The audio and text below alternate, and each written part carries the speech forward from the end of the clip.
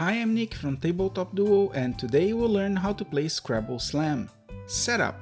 Agree with your party on a 4-letter word to start the game. Then, search through the deck and place the letters that form the word on the table. For example, this party chose the word game. Then, shuffle the cards and distribute them as equally as possible between all the players. And now you're ready to learn how to play. The object of the game is to be the first player to get rid of all of their cards, changing the starter word as you go. When the game starts, any player can place a card down over another card and shout out the new word. For example, player A replaces M with a T, shouting the word gate. Player C changes the letter G from D and shout date. Each card you have has two sides with different letters on them. You can play any side and you can see on the top left corner which letters are on both sides of the card. The blank card is a joker and can be used to indicate any letter.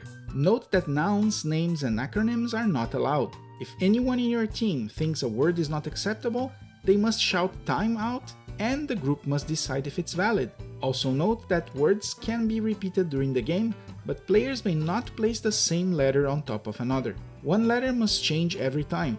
The first player to get rid of all of their cards wins. Or if the game ends with no player able to change a word, the player with the least number of cards remaining wins. You can also play a variant of the game starting with 2 connecting letter words. The gameplay remains the same, and that's how you play Scrabble Slam. Leave a like if the video was helpful to you and consider subscribing to Tabletop Duo to get the latest how to play tutorials on your favorite board and card games. See you next time!